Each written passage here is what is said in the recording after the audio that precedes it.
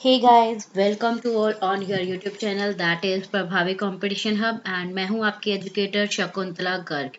तो आपको मैं आज बताने वाली हूं कि हमारा जो है नया कोर्स लॉन्च हो रहा है जो कि आपका क्या है ईपीएफओ का जो है ये कोर्स होगा। ये पूरा का पूरा आपका फ्री में होगा और आपको सारी की सारी इसकी वीडियोस आपको इसी यूट्यूब चैनल पर मिलेंगे।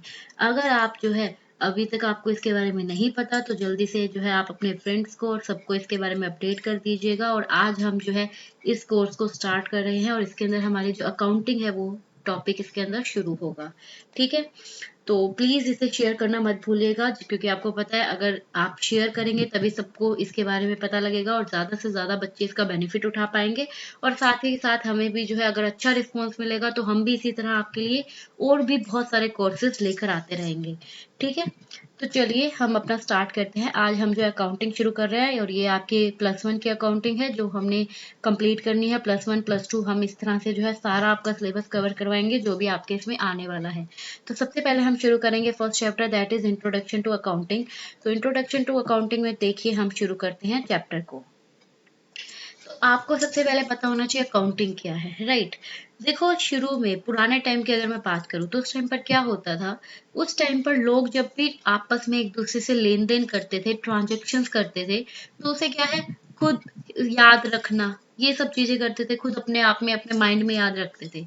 लेकिन जैसे जैसे क्या हुआ, ट्रांजेक्शन्स बड़ी होने लगी, बिजनेस में लेन देन बढ़ने लगा। ठीक है, तो क्या हुआ, वो सब चीजें याद रखना तो पॉसिबल नहीं होने लगी। तो उन सब चीजों को रिकॉर्ड करना शुरू कर दिया गया। ठीक है, तो इस तरह से जो है उसको रिकॉर्डिंग की प्रोसेस शुरू हुई और इस तरह से जो है ये अकाउंटिंग आपका शुरू हुआ। तो अकाउंटिंग जो शुरू हुआ आपका, तो उसके लिए मेन जो उसका रीजन था अगर मैं बात करूँ तो वो क्या था। देखो हर कोई पर्सन, चाहे वो कोई बिजनेसमैन है, कोई कंपनी है, कुछ भी है, हर कोई क्या जानना चाहता है कि आपको कितना प्रॉफिट हो रहा है, कितना लॉस हो रहा है, कि क्या आपके बिजनेस की फाइनेंशियल पोजीशन चल रही है, राइट। अब सपोज करो आप अगर अपना कोई बिजनेस शुरू करना चाहते हैं तो बिजनेस शुरू करने के लिए आपको क्या होगा।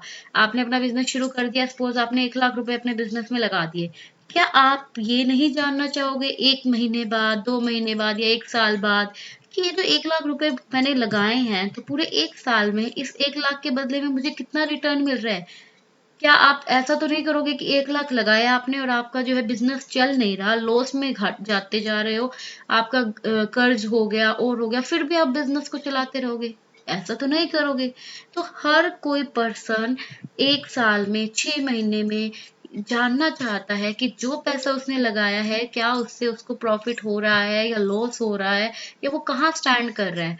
तो ये सारी चीजें, ये सारी इंफॉर्मेशन के लिए क्या करने की जरूरत पड़ी, अकाउंटिंग की जरूरत पड़ी।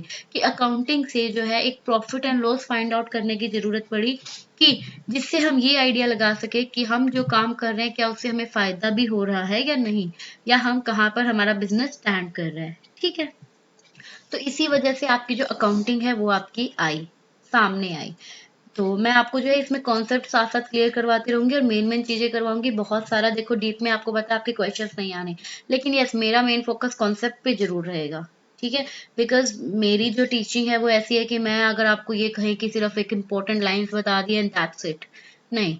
मैं हमेशा क्या करती हूँ, पहले बच्चे को कॉन्सेप्ट क्लियर करवाती हूँ, क्योंकि कॉन्सेप्ट अगर आपके क्लियर होंगे तो आप अपने क्वेश्चंस खुद ऑटोमेटिकली भी जो है अटेम्प्ट कर पाओगे। ओके, तो आपको अकाउंटिंग समझ में आ गई कि अकाउंटिंग की जरूरत क्यों पड़ी। तो देखिए अब जब अकाउंटेंट की बात करें, पहले के टाइम में जब अकाउंटिंग होती थी तो जो पर्सन अकाउंटिंग करते हैं उसको हम अकाउंटेंट बोलते हैं। तो उसका जो अकाउंटेंट का जो रोल है वो भी टाइम टू टाइम क्या होने लगा, चेंज होने लगा। पहले क्या करते थे, सिर्फ और सिर्फ ट्रांजेक्शन को रिकॉर्ड किया जाता था। ठीक है, कि ट्रांजेक्शन रिकॉर्ड कर दी और रिकॉर्ड करने के बाद में जो मेंबर है उसको अब उसकी इंपॉर्टेंट इन्फॉर्मेशन दे दी जो भी वो उसने उसको चाहिए। लेकिन आज के टाइम में ये चीजें सिर्फ रिकॉर्डिंग तक नहीं रही है, इसको रिकॉर्ड करके ट्रांजेक्शन्स को क्लासिफाई किया जाता है, उसका रिजल्ट निकाला जाता है, रिजल्ट निकाल के जो है प्रॉफिट एंड लॉस सब फाइंड आउट करते हैं। उसके बाद में जो भी डिसीजंस निकलता है वो जो है जितनी भी पार्टीज होती है, जितनी भी रेलेवेंट पार्टीज है, जो इनका कहीं ना कहीं इंटरेस्ट है उस बिजनेस से, वो उस बिजनेस से डायरेक्टली या इनडायरेक्टली अगर जुड़े हैं, तो उन सबको वो इन्फॉर्मेशन पहुंचाना भी इसका काम है कि देखिए हमारा बिजनेस एक साल में इस पोजीशन से इस पोजीशन पर पहुंच चुका है, और इस एक साल में इसने ये काम किया है और इतना इसने प्रॉफिट कमाया। तो आज अकाउंटिंग का रोल इतना बढ़ गया है कि यहाँ पर सिर्फ रिकॉर्डिंग नहीं होती, बल्कि सारे की सारे ट्रांजैक्शन एनालाइज सब कुछ होने के बाद में जो इंफॉर्मेशन है वो पार्टीज तक भी पहुंचाई जाती है, ताकि वो उसके बेस पर क्या कर सके, डिसीजंस ले सके। ठीक है। तो अब अगर हम अकाउंटिंग का देखें तो सिर्फ अकाउंटिंग जो है एक ही फील्ड में ना रह के अकाउंटिंग का फील्ड भी बहुत ज्यादा जो है बढ़ गया है। जैसे देखिए अकाउंटिंग जो है वो अलग अलग एरियाज में काम करने लग गई है। जैसे फोरेंसिक अकाउंटिंग में भी आप सुनोगे, जिसके अंदर क्या करते हैं, कंप्यूटर को हैक करना, और इसके अंदर जितने भी क्राइम्स होते हैं उसके रिगार्डिंग ये सारी चीजें होती है। ई कॉमर्स में इसका जो है बहुत ज्यादा स्कोप बढ़ चुका है। फाइनेंशियल प्लानिंग, इन्वायरमेंटल अकाउंटिंग, तो बहुत सारी आपकी अकाउंटिंग जो है, मतलब बहुत सारा जो इसका स्कोप है वो बहुत वाइड हो चुका है। ठीक है। तो ये बेसिकली एक इंट्रोडक्शन थी अकाउंटिंग के बारे में कि अकाउंटिंग है क्या, लाइक इसका ये क्यों सामने आई, क्या एग्जिस्टेंस था इसका। ठीक है, हमने ये देख लिया कि अकाउंटिंग बेसिकली ये चीज है कि अकाउंटिंग जो है आपको एक इंफॉर्मेशन प्रोवाइड करती है, एक इंफॉर्मेशन सिस्टम का काम करती है। अब आगे बढ़ेंगे कि अकाउंटिंग का मतलब क्या है, अकाउंटिंग की जरूरत क्यों पड़ी, वो चीज हमने देख ली कि लोगों को जो है महसूस हुआ कि हमें जो है एट द एंड कहीं ना कहीं रिजल्ट चाहिए, तो उसके लिए अकाउंटिंग की जरूरत महसूस हुई। लेकिन ये अकाउंटिंग का मीनिंग है क्या? तो देखिए 1941 के अंदर जो आपके अमेरिकन इंस्टीट्यूट है सर्टिफाइड पब्लिक अकाउंटेंट, उन्होंने अकाउंटिंग को डिफाइन किया, और उन्होंने क्या कहा, अकाउंटिंग इज द आर्ट। ध्यान से सुनिएगा, अकाउंटिंग एक आर्ट है। अब आर्ट को भी देखें तो इसके भी बहुत मीनिंग निकलते हैं। आर्ट आपको पता है क्या होती है? आर्ट के अंदर आप अपनी जो नॉलेज होती है उसको प्रैक्टिकली करते हो। जैसे कि एग्जांपल अगर दूं, सपोज मुझे जो है, मैंने आपको बोल दिया कि मुझे ये खाना बनाना आता है और मुझे ये सब्जी बनानी आती है, बट कहने से तो वो मेरी आर्ट नहीं हो जाएगी। उस चीज को प्रैक्टिकली करके मैं उसको एक यूनिक वे में वो सब्जी बनाकर आपके सामने रखूं, उसको प्रेजेंट करूं, वो मेरी आर्ट है। तो यही चीज अकाउंटिंग में करते हैं। अकाउंटिंग में सिर्फ कहने से नहीं होता, अकाउंटिंग में पूरे आपको अकाउंट्स बनाने पड़ते हैं, प्रॉफिट एंड लॉस निकालना पड़ता है, उसका रिजल्ट सामने वाले को देना पड़ता है। तो सब चीजें प्रैक्टिकली करनी होती है। तो इसलिए ये एक आर्ट है किस चीज की, रिकॉर्डिंग। रिकॉर्डिंग क्या, देखो मैं आपको यहाँ पर ये जो डेफिनेशन है ना, इस डेफिनेशन में ही आपकी कंप्लीट मेन मेन जो क्रक्स क्रक्स जो हमें पूरे अकाउंटिंग में पढ़ना है वो आपको इस डेफिनेशन में मिल जाएंगे। तो ये क्या होती है, आर्ट है किस चीज की, रिकॉर्डिंग की। रिकॉर्डिंग क्या करते हो आप, रिकॉर्ड करते हो ट्रांजेक्शन्स को। तो याद रखा, अकाउंटिंग के अंदर जब ट्रांजेक्शन रिकॉर्ड होती है तो वो क्रोनोलॉजिकल ऑर्डर के अंदर होती है। क्रोनोलॉजिकल ऑर्डर का मतलब क्या होता है, डे टू डे बेसिस पर, कि आज अगर कोई ट्रांजेक्शन हुई है तो उसको आज ही रिकॉर्ड कर देना, कल ट्रांजेक्शन होगी तो उसको कल रिकॉर्ड किया जाएगा। तो एक क्रोनोलॉजिकल ऑर्डर में अकाउंटिंग में ट्रांजेक्शन को रिकॉर्ड किया जाता है। अब बात आती है कि रिकॉर्डिंग की किस में जाती है। तो रिकॉर्डिंग करने के लिए एक सबसे पहले रिकॉर्डिंग होती थी आपकी, देखो मैं बताती हूँ, बुक कीपिंग में। किसमें होती थी, बुक कीपिंग में। उसके अंदर सिर्फ और सिर्फ ट्रांजैक्शन रिकॉर्ड करते थे और कुछ भी नहीं। ठीक है, जैसे हुई ट्रांजैक्शन रिकॉर्ड कर दिया। फिर ट्रांजैक्शन रिकॉर्ड होने लगी आपकी किसमें, जर्नल्स में। अब ट्रांजेक्शन हम रिकॉर्ड किसमें करते हैं, जर्नल के अंदर आपके ट्रांजेक्शन रिकॉर्ड कर की जाती है। और जर्नल जो है उसका अनदर नाम क्या होता है, बुक ऑफ ओरिजिनल एंट्री। ये जो बातें मैं बोल रही हूँ यहीं से आपके क्वेश्चंस आते हैं, तो इन चीजों को ध्यान से सुन लीजिए कि अकाउंटिंग एक आर्ट है जिसमें हम क्या करते हैं, रिकॉर्डिंग करते हैं। रिकॉर्डिंग हमेशा क्रोनोलॉजिकल ऑर्डर में होती है, और रिकॉर्डिंग होती किसमें है, जर्नल के अंदर सबसे पहले। तो जर्नल को हम बुक ऑफ ओरिजिनल एंट्री भी बोलते हैं। ठीक है। जर्नल में जब हमने रिकॉर्डिंग कर दी, बट अगर हम बहुत बड़े ह्यूज बिजनेस की बात करते हैं तो अकेले जर्नल में रिकॉर्ड करना इनफ नहीं होता, क्योंकि ट्रांजेक्शन बहुत सारी हो जाती है। तो उसके बाद में क्या होता है, इस जर्नल को जो है फर्दर क्लासिफाई कर दिया जाता है सब्सिडरी बुक में। ठीक है, और सब्सिडरी बुक कितनी, टोटल 8 आपकी सब्सिडरी बुक होती है।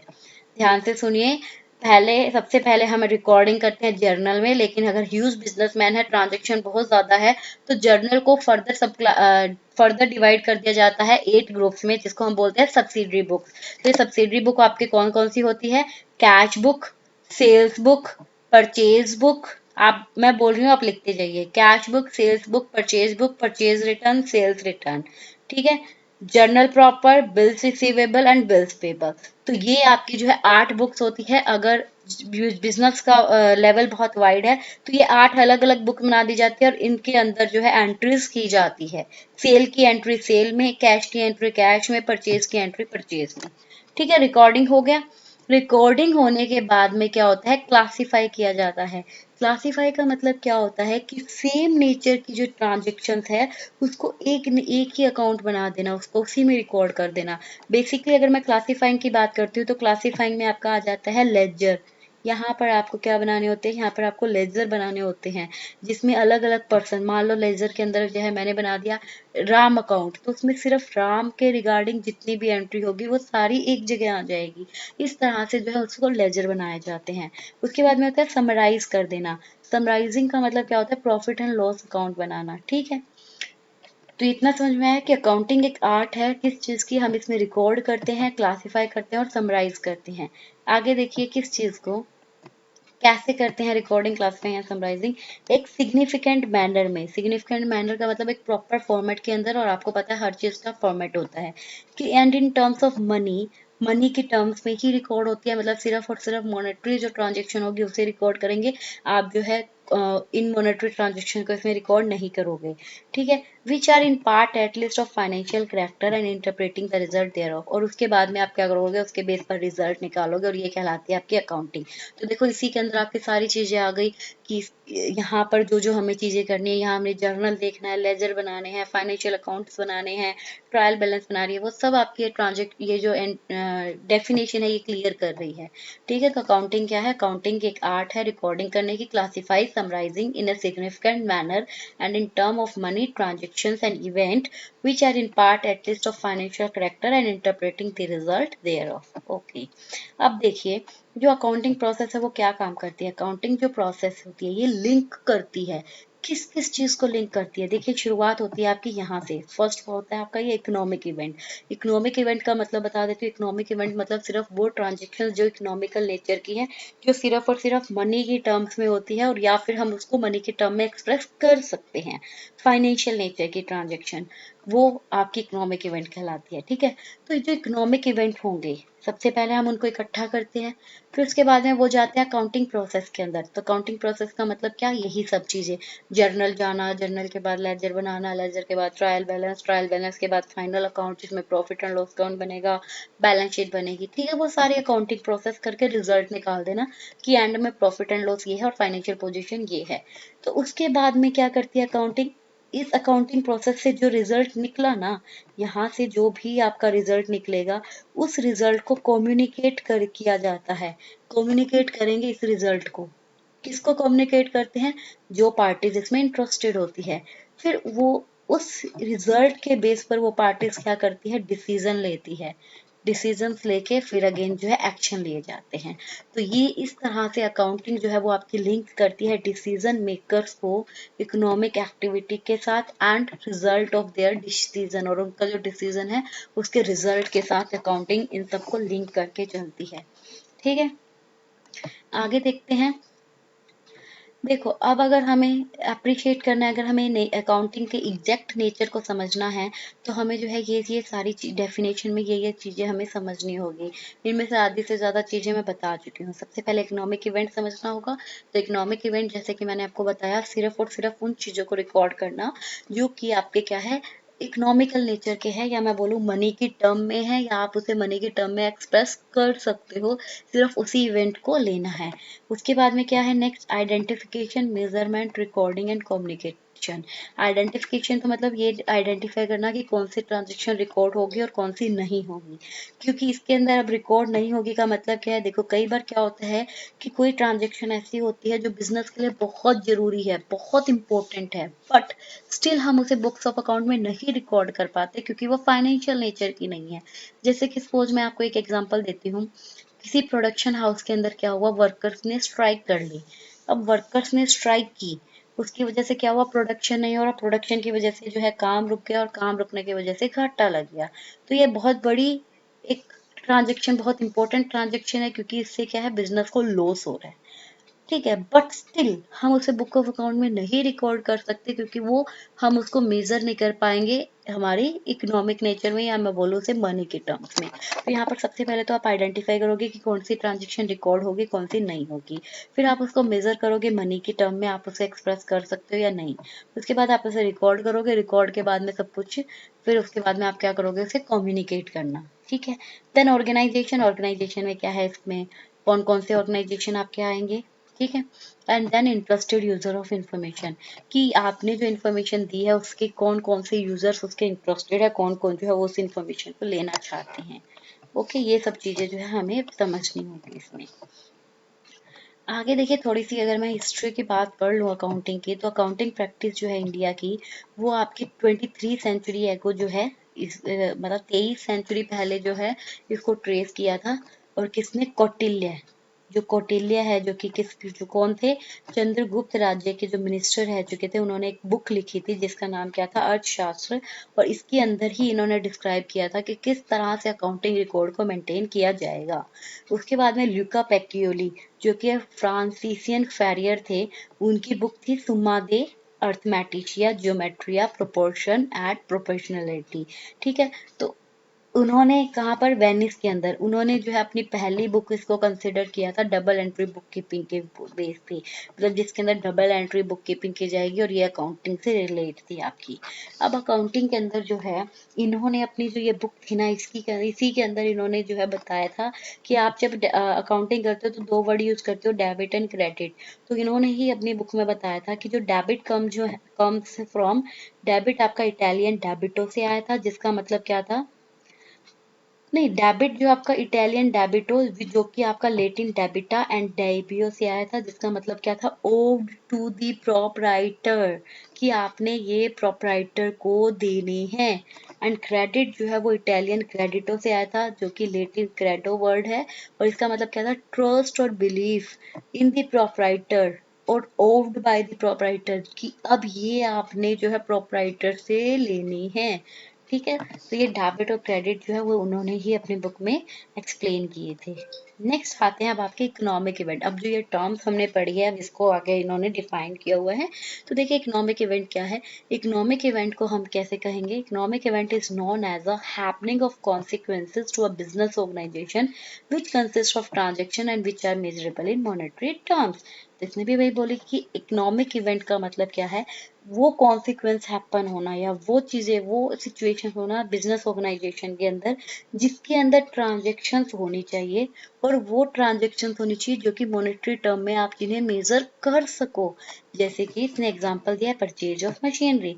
सपोज आपने मशीनरी परचेज की, ठीक है, तो अब आपने जो मशीनरी परचेज की है, वो आपकी ट्रांजेक्शन हुई, और वो ट्रांजेक्शन को क्या मैं मॉनेटरी यूनिट में कन्वर्ट कर सकती हूँ, यस, कि मशीनरी परचेज की है तो उसका प्राइस अपना बता दो और वो मॉनेटरी टर्म्स में हो गई।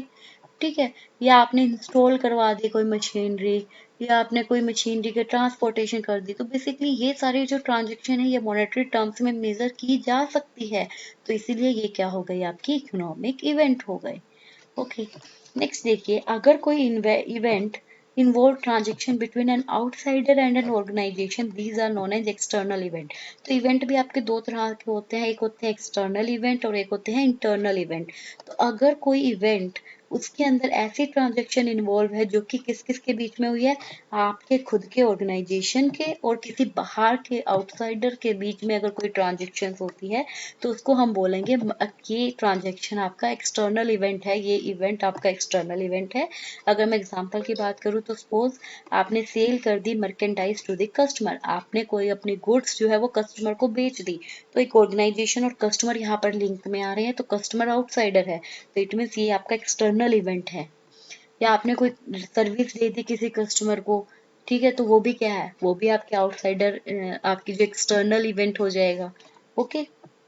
वहीं अगर मैं इंटरनल इवेंट की बात करूं, तो ये एक ऐसा इकोनॉमिक इवेंट होता है जो कि पूरा का पूरा इवेंट जो है ना, वो आपकी एंटरप्राइज के इंटरनल विंग्स के अंदर ही होगा या उसके बीच में ही होगा, मतलब बाहर वाली कोई भी पार्टी इसमें इन्वॉल्व नहीं होगी। एग्जाम्पल, आपने रॉ मटेरियल सप्लाई कर दिया या कंपोनेंट सप्लाई कर दिया store department to the manufacturing department, कि स्टोर डिपार्टमेंट से मैन्युफैक्चरिंग डिपार्टमेंट में रॉ मटेरियल भेजना, ये क्या है, एंटरप्राइज के अंदर अंदर की ट्रांजेक्शन है, कोई बाहर वाला तो इसमें इन्वॉल्व नहीं है। या आपने वेजेस पे कर दिए अपने एम्प्लॉयज को, तो ये भी ऑर्गेनाइजेशन के अंदर ही है। ठीक है, तो ये क्या क्या कहलाएंगे आपके, ये इवेंट आपके इंटरनल इवेंट्स कहलाएंगे। तो बेसिकली हमने इवेंट्स के बारे में पढ़ा। इवेंट्स दो तरह के होते हैं, इंटरनल और एक्सटर्नल। अब identification, measurement, recording and communication की अगर हम बात करें तो देख लीजिए।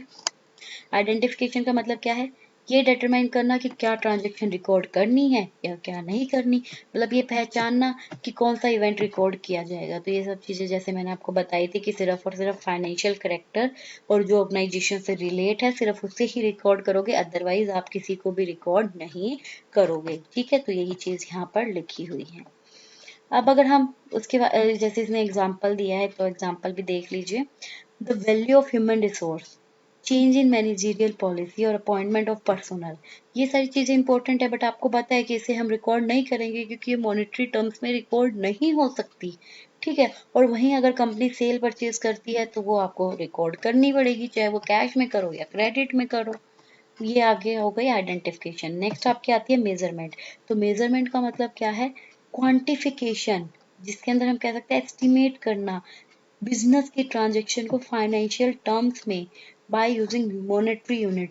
कि अब जो बिजनेस की ट्रांजेक्शन हमने कहा हो गई, जैसे परचेज ऑफ मशीनरी हो गई, ठीक है, अब उस परचेज ऑफ मशीनरी को फाइनेंशियल टर्म्स में आप उसे क्या करोगे, मेजर करोगे एक मॉनेटरी यूनिट को यूज करके। मॉनेटरी यूनिट का मतलब है चाहे आप रुपए को यूज करो, पैसे को यूज करो, तो वो उसकी मेजरिंग यूनिट हो गई। तो यहाँ पर हम क्या करेंगे, जैसे मैंने कहा परचेज ऑफ मशीनरी, लेकिन यहाँ पर क्या हो जाएगा, परचेज ऑफ मशीनरी इज ₹5,000 या मैं बोलूँ 1 लाख, तो ये आपकी मेजरमेंट हो जाएगी। ओके, उसके बाद में रिकॉर्डिंग। रिकॉर्डिंग मतलब अगर एक बार इकोनॉमिक इवेंट को आपने आइडेंटिफाई कर लिया और फाइनेंशियल टर्म में मेजर भी कर लिया, उसके बाद में आप क्या करोगे, उसे बुक ऑफ अकाउंट में रिकॉर्ड कर दोगे और वो क्रोनोलॉजिकल ऑर्डर में।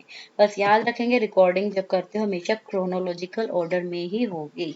ठीक है, नेक्स्ट आपका आता है कम्युनिकेशन। चलो जी, रिकॉर्ड भी कर दिया, फिर कम्युनिकेशन। कम्युनिकेशन का मतलब क्या हुआ कि जो इंफॉर्मेशन आपने जनरेट की, जो इंफॉर्मेशन आपने निकाली, उस इंफॉर्मेशन को कम्युनिकेट कर देना एक मैनेजमेंट को, या फिर कोई भी उसके इंटरनल या एक्सटर्नल यूजर या जो भी पार्टीज उस इंफॉर्मेशन को लेना चाहती है, उन सब तक उस इंफॉर्मेशन को जो है प्रॉपरली जैसी है वैसी की वैसी पहुंचाना। ओके, नेक्स्ट क्वेश्चन, ओ सॉरी क्वेश्चन क्या बिन मतलब क्वेश्चन ही कह सकते हो। नेक्स्ट अगर हम चलते हैं हमारे पॉइंट पे, वो क्या होगा आपका,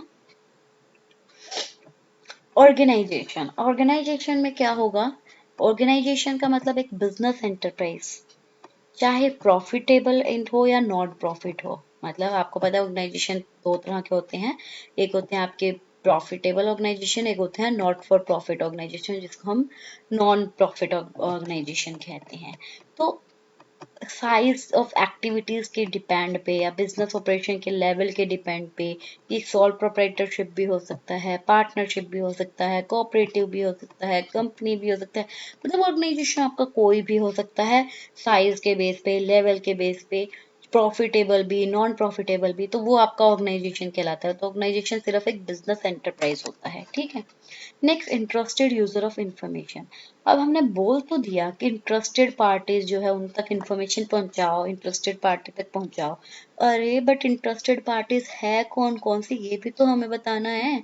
तो वो कैसे बताएंगे, देखो आपके यूजर हो सकते हैं दो तरह के, एक होते हैं इंटरनल यूजर्स और एक होते हैं आपके एक्सटर्नल यूजर्स। ठीक, इंटरनल यूजर्स कौन, जो सिर्फ ऑर्गेनाइजेशन के अंदर अंदर होंगे, और एक्सटर्नल यूजर्स कौन, जो ऑर्गेनाइजेशन के बाहर होंगे। तो इंटरनल यूजर्स में देखो कौन कौन आता है, आपके ऑर्गेनाइजेशन के चीफ एग्जीक्यूटिव ऑफिसर जो सीईओ होते हैं, या जो फाइनेंशियल ऑफिसर हो गए, वाइस प्रेसिडेंट हो गए, बिजनेस यूनिट के मैनेजर है, प्लांट मैनेजर है, स्टोर मैनेजर है, लाइन सुपरवाइजर है, या इवन एम्प्लॉयज है।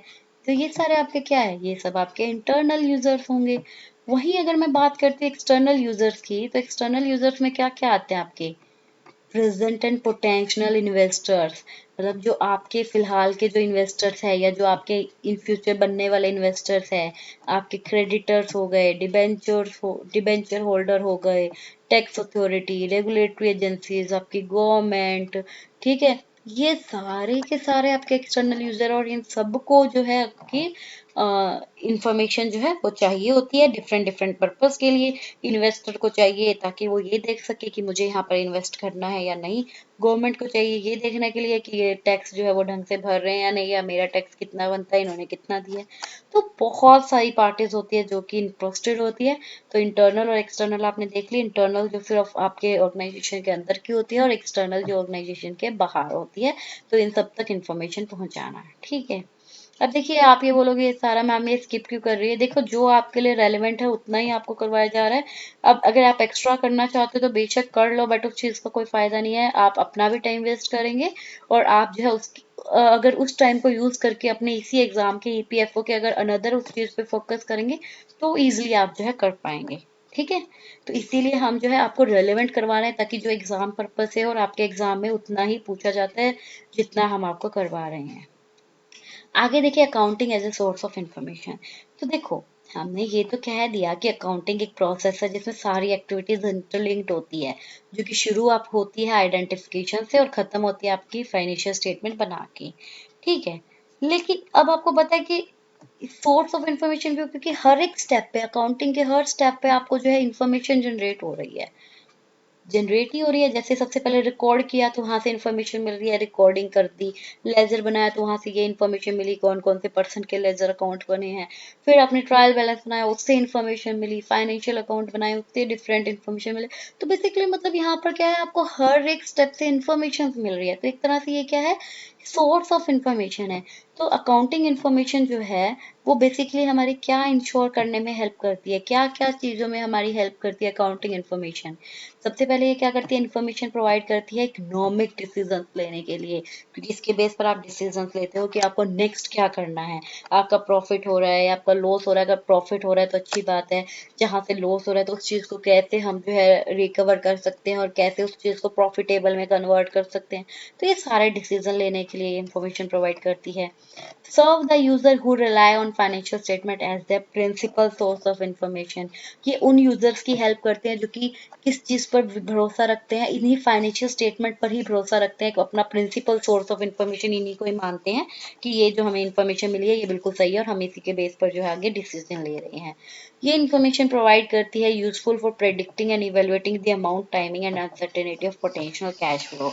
ये इंफॉर्मेशन आपकी हेल्प करेगी, आप ये प्रेडिक्ट कर पाओगे, इवेलुएट कर पाओगे कितनी अमाउंट जो है आपकी कितने टाइम में रिकवर हो जाएगी, आपको मिल जाएगी वापस, या आपका कितना जो है अनसर्टेनिटी है कि आपको कैश मिलेगा या नहीं मिलेगा। मतलब बेसिकली बिजनेस के बारे में आपको सारी चीजें जो है बता देती है।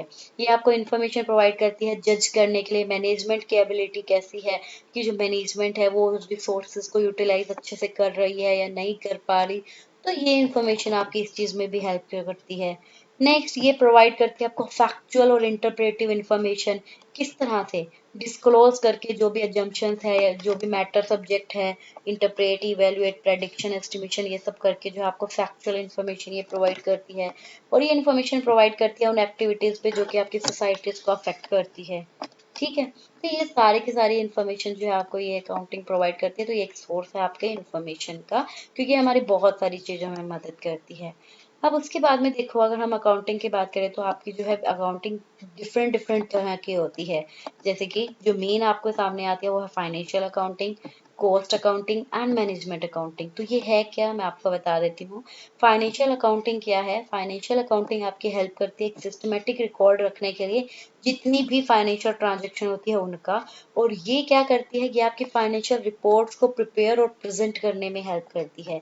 ये बेसिकली आपको क्या प्रोवाइड करेगी एट द एंड, ये आपको प्रॉफिट एंड लॉस के बारे में बताएगी और आपके बिजनेस की फाइनेंशियल पोजीशन के बारे में बताएगी। फाइनेंशियल पोजीशन मतलब आपका बिजनेस जो है वो उसकी कितनी आपकी लाइबिलिटी है, कितनी आपकी इसमें एसेट्स पड़ी है, लिक्विडिटी पोजीशंस क्या है। तो ये इंफॉर्मेशन आपके फाइनेंशियल अकाउंटिंग जो है वो प्रोवाइड करती है, ओके। नेक्स्ट, कॉस्ट अकाउंटिंग की अगर हम बात करते हैं तो ये आपकी हेल्प करती है एनालाइज करने में जो एक्सपेंडिचर लगता है अलग अलग प्रोडक्ट को मैन्युफैक्चर्ड करने में या सर्विस को रेंडर्ड करने में। जितना एक्सपेंडिचर एक फर्म के द्वारा लगता है उस सबको एक्सरटेन करने में जो है आपकी कॉस्ट अकाउंटिंग हेल्प करती है। डिफरेंट डिफरेंट जो है कॉस्ट ये पता करती है, बताती है कि अलग अलग प्रोडक्ट को मैन्युफैक्चरिंग करने पे आपकी कितनी कॉस्ट जो है आती है। ठीक है, तो कॉस्ट अकाउंटिंग का पर्पज क्या होता है, पर यूनिट कॉस्ट जो है इन सबको आइडेंटिफाई करना, और बाद में जो है जो प्रोडक्ट आप बना रहे हो उसकी कम से कम जो है कॉस्ट आए, तो इस तरह से जो है वो उस चीज में ये आपकी हेल्प करती है। मैनेजमेंट अकाउंटिंग का बेसिकली क्या पर्पस होता है, ये मैनेजमेंट की हेल्प करती है किस चीज में, वेरियस डिसीजंस लेने में।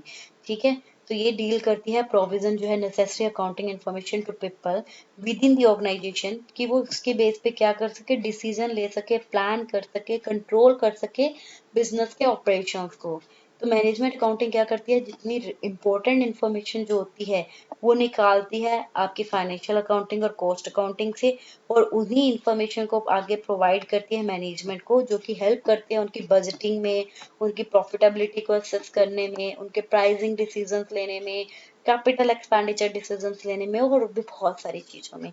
ठीक है, और यही डिसीजंस के हेल्प पे फिर ये क्या करते हैं, सेल फोरकास्ट कर पाते हैं, cash flow, purchase requirement, man power need, ये सारी चीजें डिसीजंस जो है ये सब ले पाते हैं, और बाद में जो है ऑर्गेनाइजेशन को फर्दर कम्युनिकेट कर पाते हैं। ठीक है, तो इससे हमें क्या पता चलता है कि अकाउंटिंग का स्कोप बहुत वाइड है, कि नए नए एरियाज भी इसमें आ गए हैं। अब तो इसमें ह्यूमन रिसोर्स अकाउंटिंग आ गई है, social accounting, responsibility accounting, even inflation accounting भी आ चुकी है। नेक्स्ट देखिए, अब बात आती है कि जो ये अकाउंटिंग इन्फॉर्मेशन है उसकी क्वालिटेटिव कैरेक्टरिस्टिक्स की अगर हम बात करते हैं तो वो क्या क्या हो गई। तो क्वालिटेटिव कैरेक्टरिस्टिक्स बेसिकली क्या होती है, ये वो एट्रीब्यूट्स होते हैं जो कि आपके क्या करते हैं, आपके इसको अकाउंटिंग इन्फॉर्मेशन को समझने में, यूजफुल बनाने में और भी ज्यादा आपकी हेल्प करते हैं। तो आपके जो है इसके अंदर क्या क्या कैरेक्टरिस्टिक्स होनी चाहिए, अगर हमें इसको चेक करना है, तो इसके अंदर कैरेक्टरिस्टिक्स होनी चाहिए आपकी रिलायबिलिटी की, अकाउंटिंग इन्फॉर्मेशन रिलायबल होनी चाहिए, रेलेवेंट होनी चाहिए, अंडरस्टैंडेबल होनी चाहिए, और कंपेरेबिलिटी होनी चाहिए। तो देखिए ये क्या क्या होते हैं। रिलायबिलिटी, अगर मैं रिलायबिलिटी की बात करूं कि अकाउंटिंग इन्फॉर्मेशन रिलायबल होनी चाहिए, तो इसका मतलब क्या है, इसका मतलब है कि यूजर्स जो है ना वो एबल हो कि वो इन्फॉर्मेशन पे डिपेंड रह सके। डिपेंड मतलब उनको इतना विश्वास हो कि वो उन्हें कहीं और से इन्फॉर्मेशन लेने की जरूरत ही ना पड़े, और जो इन्फॉर्मेशन आपने दी है वो टोटली उसके ऊपर डिपेंडेबल हो सके। तो reliability of accounting information determine की जाती है किसके बेस पर, degree of correspondence between what the information convey about the transaction or event that have occurred, measured and display। तो ये आपकी डिटरमाइन करती है कितनी कोरस्पॉन्डेंस है, कि जो इंफॉर्मेशन आपने कन्वे की है ट्रांजेक्शन्स के बारे में, इवेंट्स के बारे में जो भी हुए हैं, या उनको आपने मेजर किया, डिस्प्ले किया, तो वो किस किस वे में आपने किया, कितनी रिलायबिलिटी के साथ आपने किया, क्या उसके अंदर कोई एरर, बायसनेस, ये सब चीजें तो नहीं है। तो रिलायबल इंफॉर्मेशन हमेशा एरर से फ्री होनी चाहिए, बायसनेस उसमें नहीं होनी चाहिए, और पूरे के पूरी विश्वसनीय हो, फेथफुल होनी चाहिए। ठीक है, तो ये होती है आपकी रिलायबिलिटी। तो रिलायबिलिटी मतलब अकाउंटिंग इंफॉर्मेशन विश्वसनीय हो, रिलायबल हो, जिस पे जो है भरोसा किया जा सके। उसके बाद में है रेलेवेंट। रेलेवेंट का मतलब होता है सिर्फ इम्पोर्टेंट थिंग, कि देखो जो इन्फॉर्मेशन आप प्रोवाइड कर रहे हो वो अननेसेसरी नहीं होनी चाहिए, ऐसी हो जो उनके काम की हो। अगर आप अननेसेसरी कुछ भी प्रोवाइड करोगे तो वो जो है उनका सिर्फ टाइम वेस्ट होगा, तो वो रेलेवेंसी नहीं रहेगी। तो इन्फॉर्मेशन जो है वो एक तो आप टाइम पे अवेलेबल करवाओ, और ऐसी इन्फॉर्मेशन हो जो कि हेल्प करे प्रेडिक्शन करने में, फीडबैक में, और डिसीजंस जो है यूजर्स के उसको अफेक्ट करने में, कैसे उनकी हेल्प करे कि वो प्रेडिक्शन लगा सके कि पास्ट में क्या आउटकम निकले थे, प्रेजेंट में क्या निकल रहे हैं, और इसके बेस पर फ्यूचर में क्या होने चाहिए, और वो अपने पास्ट में इवेल्युएशन जो है उसको करेक्ट कर सके। ठीक है, तो रेलिवेंट होनी चाहिए आपकी अकाउंटिंग इन्फॉर्मेशन। उसी के साथ साथ आपकी अकाउंटिंग इन्फॉर्मेशन ऐसी हो जो अंडरस्टैंडेबिलिटी हो, अंडरस्टैंडेबल हो, ऐसा ना हो आप इस तरह से उसे प्रेजेंट करो कि किसी को भाई समझ में ही नहीं आ रहा, तो उस चीज का भी क्या फायदा है, राइट। तो इसको इस तरह से दिखाओ, उसी वे में दिखाओ जिस वे में आपने उसे प्रिपेयर किया और उसे कन्वे किया, और जिस वे में लोग समझना चाहते हैं। तो अंडरस्टैंडेबल होने चाहिए इस तरह से कि वो जो है समझ सके कि क्या चीज गुड है इसमें, क्या चीज बैड है, या ये इंफॉर्मेशन जो है ये यहाँ पर आपको ये चीज बता रही है और यहाँ से इसकी जो है नेगेटिव थिंग्स दिख रही है। तो अंडरस्टैंडेबिलिटी होनी चाहिए आपके अकाउंटिंग इन्फॉर्मेशन में। फिर आती है कंपेरेबिलिटी, कि जो इन्फॉर्मेशन आप प्रोवाइड कर रहे हो वो एटलीस्ट कंपेरेबल भी हो। कंपेरेबल मतलब कि अलग अलग एस्पेक्ट, अलग अलग अकाउंटिंग, अलग अलग बिजनेस के हिसाब से वो कंपैरिजन की जा सके। जैसे देखिए, यूजर जो होंगे जनरल पर्पस फाइनेंशियल रिपोर्ट के, वो एबल होने चाहिए कि वो वेरियस एस्पेक्ट जो है ना एक एंटिटी के, उसे अलग अलग टाइम पीरियड के हिसाब से उसे कंपेयर कर सके किसी दूसरे एंटिटीज के साथ। हम भी तो यही करते हैं ना। मान लो अगर आपको 3 बिजनेस है, 3 ऑर्गेनाइजेशन के अंदर आपको खाया जाए, आपको एक में इन्वेस्ट करना है, तो हम क्या करेंगे? ऐसे तो नहीं है डायरेक्ट मुंह उठाया और किसी में भी इन्वेस्ट कर देंगे। हम उनकी जो है फाइनेंशियल जो रिपोर्ट है वो चेक करेंगे, उसके बेस पे फिर कंपेयर करेंगे कि अच्छा इस ऑर्गेनाइजेशन की ये है, इसकी बेटर अगर हम देखें तो ये इससे अच्छा लग रहा है, नहीं ये उससे अच्छा लग रहा है, तो एक कंपैरिजन करते हैं। तो वो इन्फॉर्मेशन कंपेरेबल होगी तभी तो हम डिसीजन ले पाएंगे ना। अगर कंपेरेबल होगी ही नहीं तो फिर तो वो हम किसी काम की ही नहीं है। तो इसीलिए अकाउंटिंग रिपोर्ट हमेशा कंपेरेबल होनी चाहिए। और कंपेरेबल होने के लिए आप क्या करें, हमेशा कॉमन पीरियड लेकर चले। कॉमन पीरियड मतलब स्टार्टिंग में अगर आपने कैलेंडर ईयर लिया है तो कैलेंडर ईयर लेकर चलो, स्टार्टिंग में फाइनेंशियल ईयर लिया है तो फाइनेंशियल ईयर लेकर चलो, मेजरिंग यूनिट जो रखी है उसी को एक कॉमन लेकर चलो, रिपोर्टिंग का जो फॉर्मेट रखा है वही फॉर्मेट सेम होना चाहिए। ठीक है, तो इस तरह से जो है आप उसे तभी कंपेरिजन कर पाओगे। अब आपका आता है कि ये जो ऑब्जेक्टिव, ये जो हम अकाउंटिंग कर रहे हैं भाई, ये ऑब्जेक्टिव क्या है इसका, क्या उद्देश्य है अकाउंटिंग करने का? तो मेरे हिसाब से आधे से ज्यादा तो आपको समझ में ही आ गए होंगे। हम क्यों करते हैं अकाउंटिंग, तो उसके पीछे क्या पर्पज है? सबसे पहले तो हम क्या करते हैं, बिजनेस ट्रांजेक्शन को रिकॉर्ड जो है उसको मेंटेन करने के लिए अकाउंटिंग करते हैं। क्योंकि इतना सारी जो चीजें हैं याद करना मुश्किल है, और अगर हम उसे रिकॉर्ड नहीं करेंगे तो फ्यूचर में प्रॉब्लम हमें होगी, हम जो है एक रिजल्ट तक नहीं पहुंच पाएंगे, है ना।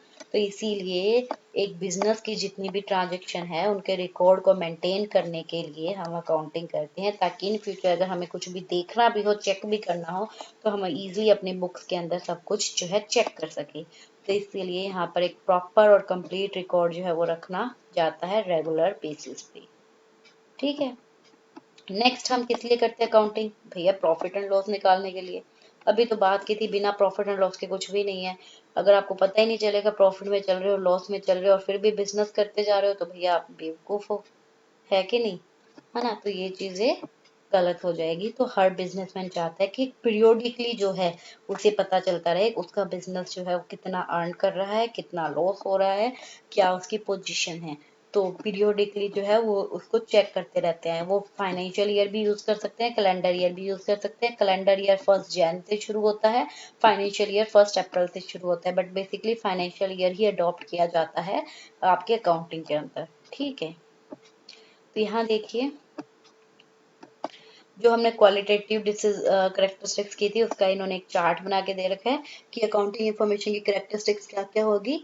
तो एक डिसीजन मेकर जो आपके यूजर्स है अकाउंटिंग इंफॉर्मेशन के, तो वो क्या है, वो अंडरस्टैंडेबिलिटी उनकी होनी चाहिए, तभी आपके डिसीजन यूजफुल होंगे। और उसके लिए क्या हो, आपकी इंफॉर्मेशन रेलेवेंट हो और रिलायबल हो।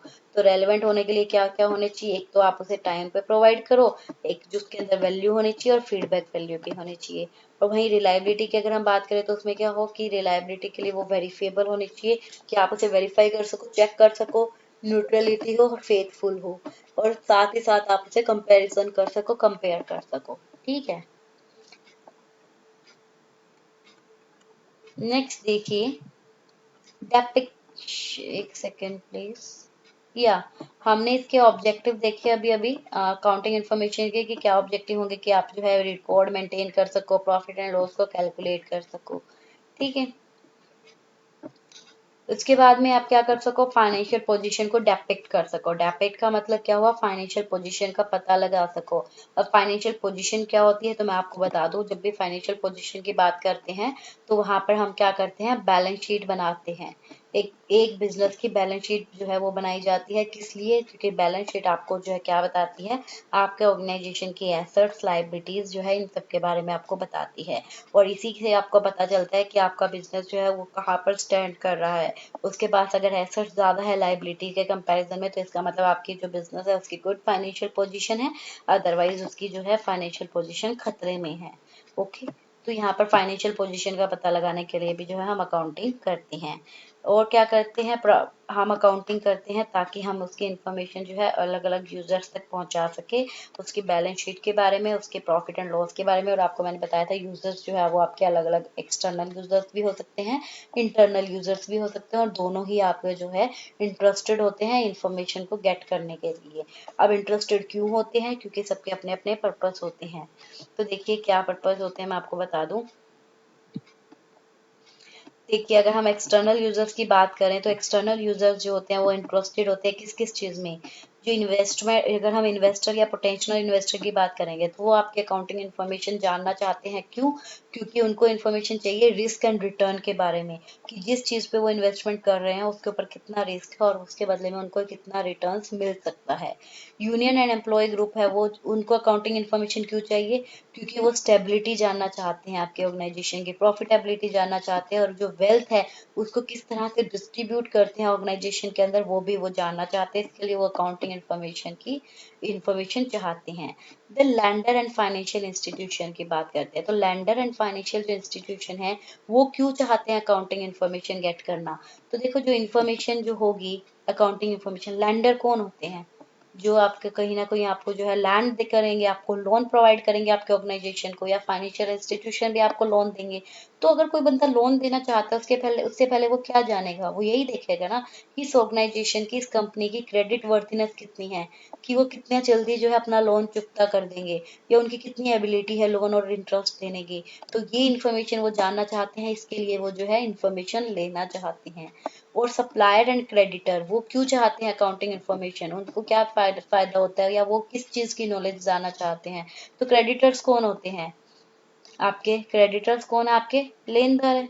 ठीक है, तो वो यही देखेंगे ना, उनको ये इन्फॉर्मेशन चाहिए कि जो अमाउंट ओव्ड है वो क्या वो रीपेड कर देंगे जब ड्यू होएगी, या फिर जो है आपका जो बिजनेस है वो कंटिन्यू चलता रहेगा, एग्जिस्टेंस उसका रहेगा या नहीं रहेगा, कितने टाइम में ये रीपे कर सकते हैं। कस्टमर क्या इन्फॉर्मेशन चाहता है? Customer information on the continued existence of business and thus the probability of continued supply of product. वो ये जानना चाहता है कि बिजनेस जो है उसकी एग्जिस्टेंस कंटिन्यू रहेगी कि नहीं रहेगी। तो उसके बेस पर वो जो है अपने प्रोडक्ट की सप्लाई कंटिन्यू रखेगा, parts and after sale service ये सब चीजें कंटिन्यू रखेगा। गवर्नमेंट को भी इंफॉर्मेशन चाहिए होते हैं, वो भी इंटरेस्टेड होती है इसमें। क्यों? क्योंकि उसे देखना है कि उसे रिसोर्सेज जो है लोकेशन के बारे में इंफॉर्मेशन चाहिए, और रेगुलेशन की कॉम्प्लायंस, कि ये बिजनेस ऑर्गेनाइजेशन जो है वो कॉम्प्लायंस सब पूरे कर रहा है गवर्नमेंट के या नहीं कर रहा। ठीक है। फिर सोशल रिस्पॉन्सिबिलिटी ग्रुप में जैसे आपका इन्वायरमेंटल ग्रुप आ गया, तो वो क्या जानना चाहते हैं? वो ये जानना चाहते हैं कि ये ऑर्गेनाइजेशन जो है उसका जो भी ये प्रोडक्ट बना रहा है या जो भी मैन्युफैक्चरिंग हो रही है, कहीं उसका इम्पैक्ट जो है वो इन्वायरमेंट और उसके प्रोडक्ट प्रोटेक्शन पे तो नहीं पड़ रहा, या मतलब इन्वायरमेंट पे तो नहीं पड़ रहा, और उसका प्रोटेक्शन हो रहा है या नहीं हो रहा। तो ये सब चीजें वो जानना चाहते हैं। कॉम्पिटिटर्स तो भाई बिल्कुल जानना चाहेंगे आपके अकाउंटिंग के बारे, आपके बिजनेस ऑर्गेनाइजेशन के बारे में। उनको तो जरूरी चाहिए आपके बिजनेस ऑर्गेनाइजेशन की अकाउंटिंग इन्फॉर्मेशन। क्यों? क्योंकि उनको स्ट्रेंथ एंड वीकनेस जाननी है आपकी, तभी उसी के बेस पे तो वो अपना मार्केट के अंदर जो है अपना एक स्ट्रेटेजी बना के ला सकते हैं ताकि वो मार्केट में टिके रहे। ठीक है। तो ये सारी पार्टीज जो है आप यहाँ पर उन्होंने बताया कि ये सभी पार्टीज इंटरेस्टेड होती है। तो क्यों होती है, उनको क्या क्या इंफॉर्मेशन चाहिए? तो इन सब चीजों के लिए वो जो है इंटरेस्टेड है। अब आता है अकाउंटिंग का रोल क्या है। अगर हम अकाउंटिंग के रोल की बात करेंगे तो क्या रोल है अकाउंटिंग का? तो देखिए अकाउंटिंग के बहुत सारे रोल है। तो क्या क्या रोल है अकाउंटिंग का? सबसे पहले एज अ लैंग्वेज, अकाउंटिंग जो है वो एक बिजनेस की लैंग्वेज है, सीधी सी बात है कि इसको एक बिजनेस की लैंग्वेज माना जाता है। क्योंकि ये क्या करती है, सभी जो एंटरप्राइज है, सभी इंटरेस्टेड पार्टीज को इंफॉर्मेशन कम्युनिकेट करती है बिजनेस के बारे में।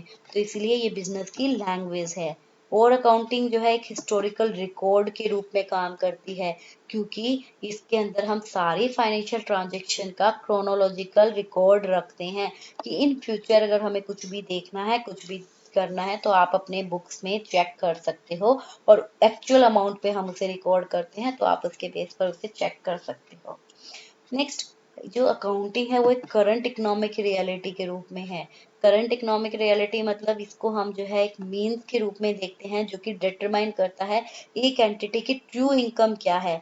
नेमली अगर हम बात करें कि वेल्थ जो उसकी हर टाइम जो चेंज होती रहती है उसके हिसाब से इसकी ट्रू में कितनी इनकम है, एक्चुअल में वो कितना अर्न कर रहा है, कितनी इनकम है और कितनी इसके लॉस है। और अकाउंटिंग जो है एक इंफॉर्मेशन सिस्टम के रूप में काम कर रहा है, ये तो हमने अभी अभी देखा, क्योंकि ये इंफॉर्मेशन सोर्स है कि ये इतनी सारी इंफॉर्मेशन प्रोवाइड करता है एक्सटर्नल यूजर्स को, इंटरनल यूजर्स को। तो ये क्या है, ये पूरा का पूरा एक तरह से इंफॉर्मेशन सिस्टम है। और अकाउंटिंग एक कोमोडिटी के रूप में भी है। कोमोडिटी के रूप में मतलब क्या है कि जो स्पेशलाइज्ड इंफॉर्मेशन जो है ना, उसको एक सर्विस के रूप में देखा जाएगा जो सोसाइटी में जिसकी डिमांड है, और with accountant being willing to and capable of providing it. मतलब क्या हुआ कि इसके अंदर जैसे हम किसी कॉमोडिटी को क्या करते हैं, आपके मार्केट में जो है उसको बेचते हैं, सेल करते हैं, परचेज करते हैं, या जो उसे खरीदना चाहता है वो करते हैं।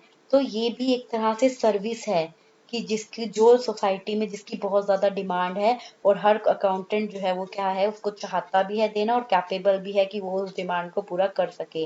तो इसलिए ये एक तरह से कॉमोडिटी है। कॉमोडिटी में गुड्स एंड सर्विस दोनों आ जाती है। तो ये आपके अलग अलग रोल है आपके अकाउंटिंग के। अब आते हैं अकाउंटिंग में बहुत सारी बेसिक टर्म्स आपको देखने को मिलती है, तो अब हम उन्हीं टर्म्स के बारे में जानते हैं। तो सबसे पहले है एंटिटी। एंटिटी क्या है? अगर हम एंटिटी की बात करते हैं तो देखिए, एंटिटी का मतलब है एक reality that has a definite individual existence. मतलब एक ऐसी रियलिटी, एक ऐसी सच्चाई जिसका एक डेफिनेट एक इंडिविजुअल एग्जिस्टेंस आपको देखने को मिलेगा। मतलब एक इंडिविजुअली उसका कहीं ना कहीं वो एग्जिस्ट करता है। जैसे अगर मैं बात करूँ, कोई भी आपकी जो है नाम, कोई शॉप हो गई, तो एक तरह से एंटिटी है। कोई ऑर्गेनाइजेशन है जिसका कोई नाम रखा हुआ है, दैट इज अ एंटिटी। कोई कंपनी है, वो एक एंटिटी है। तो बिजनेस एंटिटी का मतलब क्या है? Specifically identifiable business enterprise. एक ऐसा स्पेसिफिकली जाना पहचाना आपका बिजनेस का एंटरप्राइज जो होगा वो आपकी एंटिटी होगी। जैसे सुपर बाजार हो गया, हायर ज्वेलर, आईटीसी लिमिटेड, ये क्या है? ये आपकी एक एंटिटी है। ठीक है। तो अकाउंटिंग सिस्टम जो है वो हमेशा क्या है, devised for a specific business entity, या जिसको हम अकाउंटिंग एंटिटी भी बोलते हैं। तो हमेशा अकाउंटिंग सिस्टम जो है वो एक स्पेसिफिक बिजनेस एंटिटी ही के द्वारा ही अडॉप्ट किया जाता है। अब आती है ट्रांजेक्शन। तो ट्रांजेक्शन्स का मतलब क्या हुआ कि कोई भी इवेंट जिसके अंदर दो या दो से ज्यादा एंटिटी के बीच में कोई ना कोई वैल्यूज होती है, या मैं अगर सिंपल सिंपल भाषा में बोलूं तो ट्रांजेक्शन क्या होती है? किन्हीं भी दो पार्टीज के बीच में आपस में कोई एक्सचेंज होना, दैट इज कॉल्ड ट्रांजेक्शन। तो इसमें परचेज ऑफ गुड्स भी हो सकती है, रिसिप्ट ऑफ मनी भी हो सकती है, पेमेंट भी हो सकता है क्रेडिटर को, एक्सपेंसिंग करना, ये सब आपके ट्रांजेक्शन है। और ट्रांजेक्शन देखो कैश में भी हो सकती है और क्रेडिट में भी हो सकती है, तो इट्स डजंट मैटर। ओके। अब आती है एसेट्स। एसेट्स क्या है हमारी? पूंजी। नहीं, पूंजी बोलते हैं क्या हिंदी में? हिंदी में क्या बोलते हैं एसेट्स को? संपत्ति। तो हमारी एसेट्स क्या है? इकोनॉमिक रिसोर्स है एक एंटरप्राइज का, जो कि हम पूरी तरह से जिसे मॉनेटरी टर्म में एक्सप्रेस कर सकते हैं। तो एसेट्स क्या है आपकी? Economic resource. ठीक है, जिसे हम मॉनेटरी टर्म में पूरा एक्सप्रेस कर पाएंगे। तो यहाँ देखिए, आपको एग्जांपल में आपको देखने को मिलेगा, सुपर बाजार owns a fleet of truck। आपके जो सुपर बाजार है उसने एक पूरा का पूरा जो फ्लीट है ट्रक का वो खरीदा, जो कि यूज्ड बाय इट, जिसको इसने यूज किया किसके लिए? फूड स्टफ को डिलीवर करने के लिए। ठीक है। तो यहाँ पर अब जो ट्रक है वो क्या करेगा? वो इकोनॉमिक बेनिफिट प्रोवाइड करेगा आपके एंटरप्राइज को। ठीक है। तो ये आइटम को हम कहाँ पर शो करेंगे? बैलेंस शीट की एसेट साइड में। तो यहाँ पर अब आपको दिख गया ना कि ये ट्रक आपके क्या कर रहा है? इकोनॉमिक बेनिफिट प्रोवाइड कर रहा है। तो एसेट्स आपकी दो तरह से हो सकती है। एसेट्स के दो टाइप होते हैं, current assets and non current assets. तो करंट एसेट्स में क्या होता है? देखिए, करंट एसेट्स में अगर मैं बात करूं तो यहाँ पर आपको डायग्राम में दिखेगा, करंट एसेट्स में आती है ये सारी की सारी एसेट्स, जो कि आपकी जो है, जिसको हम चालू संपत्ति भी कहते हैं। Current investment, inventories, trade receivable, cash and cash equivalent, short term loan and advance and other current assets. ठीक है। ये सारी जो करंट एसेट्स होती है ये आपकी जो है कुछ टाइम के लिए आपके पास होती है। अगर मैं बोलूँ बहुत लंबे टाइम तक, तो वो आपकी बहुत लंबे टाइम तक नहीं होती, इसीलिए ये जो है आपके करंट के अंदर आती है। ये बेसिकली वैसे तो 1 ईयर इसकी होती है, 12 महीने से 24 महीने जो होते हैं तब तक ये एसेट्स आपके पास होती है। और नॉन करंट एसेट्स की बात करें तो ये जो है बहुत लंबे टाइम तक होती है। जैसे फिक्स्ड एसेट्स आती है जिसमें आपके non current investment, deferred tax assets, long term loan and advance या other non current assets. Fixed assets के अंदर आपकी 4 आगे आती है। टेंजिबल, टेंजिबल एसेट्स वो एसेट्स होती है जिसको आप देख सकते हो, टच कर सकते हो, छू सकते हो, ठीक है, मतलब जिसका फिजिकल एग्जिस्टेंस होता है। वहीं इनटेंजिबल एसेट्स में वो सारी एसेट्स आती है जिसे आप देख नहीं सकते, टच नहीं कर सकते, सिर्फ फील कर सकते हो। तो ये, हाँ, इसका कोई फिजिकल एग्जिस्टेंस नहीं होता, जैसे कि गुडविल हो गई, ठीक है, ट्रेडमार्क हो गया, एडवर्टाइजमेंट हो गया ना। कैपिटल वर्क इन प्रोग्रेस, मतलब वो कैपिटल जो अभी तक काम जो है अभी चालू है, प्रोग्रेस में है, अभी पूरा नहीं हुआ, या कोई भी इंटेंजिबल एसेट जो अभी तक डेवलपमेंट के अंदर है, वो अभी अभी पूरी नहीं हुई है, ठीक है। तो ये सारी आपकी कहलाती है फिक्स्ड एसेट्स के अंदर नॉन करंट एसेट्स का पार्ट। इसके बाद में आती है लाइबिलिटी। लाइबिलिटीज क्या होती है, देखिए आपकी अगर मैं बात करूं तो बेसिकली लाइबिलिटीज जो है एक ऑब्लिगेशंस होती है, दायित्व है, ये एक डेट है जो कि एंटरप्राइज को क्या करना है, पे करना है किसी टाइम पे फ्यूचर में। मतलब लाइबिलिटीज जो है वो आपकी ऑब्लिगेशन और डेट है जो कि एक एंटरप्राइज को फ्यूचर में कभी ना कभी पे जरूर करना होता है। तो ये जो लाइबिलिटीज होती है ये क्या करती है, ये रिप्रेजेंट करती है क्रेडिटर्स का क्लेम जो होता है फर्म एसेट्स पे उसको। और ये जो है इसके अंदर सारे के सारे, अब देखो आपको पता है चाहे स्मॉल हो या बिग बिजनेसमैन हो, उन्हें जरूरत पड़ती है कि उन्हें एक टाइम के बाद तो जो है कि कहीं ना कहीं बाजार से या कहीं से पैसा आपको बोरो करना ही करना पड़ता है, या फिर गुड्स आपको क्रेडिट पे खरीदनी पड़ती है। तो वो वही आपकी क्या बन जाती है, लाइबिलिटी बन जाती है। जैसे अगर मैं एग्जाम्पल लेती हूँ, यहाँ एग्जाम्पल देखिए, परचेज की गुड्स 10,000 की क्रेडिट पे, किसके लिए, एक महीने के लिए 10,000 की गुड्स क्रेडिट पे खरीद ली फास्ट फूड प्रोडक्ट से 25 मार्च 2005 को। अगर सपोज करो सुपर बाजार की बैलेंस शीट जो है वो आप मार्च 31 2005 को प्रिपेयर कर रहे हो, तो जो फास्ट फूड प्रोडक्ट है उसको आप कहाँ शो करोगे, लाइबिलिटी साइड, जो बैलेंस शीट की liability side as a creditor उसको शो किया जाएगा। क्यों? क्योंकि वो आपका लेनदार है, उसने आपसे पैसे लेने हैं क्योंकि आपने उससे उधारी पे सामान खरीदा है, ठीक है। तो ये आपका क्या हो जाएगा, ये आपकी लाइबिलिटी हो गई। तो आगे देखिए, वहीं अगर यहाँ पर तो आपने क्रेडिटर में खरीद लिया, वहीं अगर आप किसी से लोन ले लेते हो तो वो भी आपका जो है लाइबिलिटी हो जाएगी, वो भी लाइबिलिटी साइड आएगा। तो लाइबिलिटी भी आपकी करंट और नॉन करंट दो तरह की होती है। करंट लाइबिलिटी जो शॉर्ट टर्म के लिए होती है, मतलब जल्दी आप जो है उसे पे करने वाले हो, और नॉन करंट जो है जो लंबे टाइम के लिए आप जो है जिसे लेती हो। तो करंट लाइबिलिटीज में आपके पार्ट देखिए क्या क्या दे रखे हैं आपके, शॉर्ट टर्म बोरोइंग, ठीक है, शॉर्ट टर्म बोरोइंग का मतलब है थोड़े जो शॉर्ट टाइम के लिए आप जो लोन लेते हो वो आपका शॉर्ट टर्म बोरोइंग कहलाता है।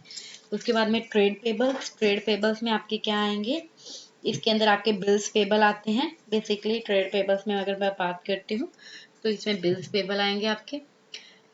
Then other current liabilities and short term provisions.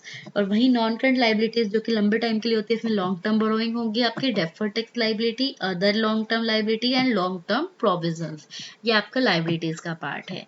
उसके बाद में आपकी आती है कैपिटल। तो देखिए कैपिटल क्या होती है, कैपिटल होती है वो अमाउंट जो कि एक फर्म का ओनर बिजनेस में इन्वेस्ट करेगा, वो उसकी कैपिटल कहलाई जाएगी। तो amount invested by the owner in the firm is known as capital.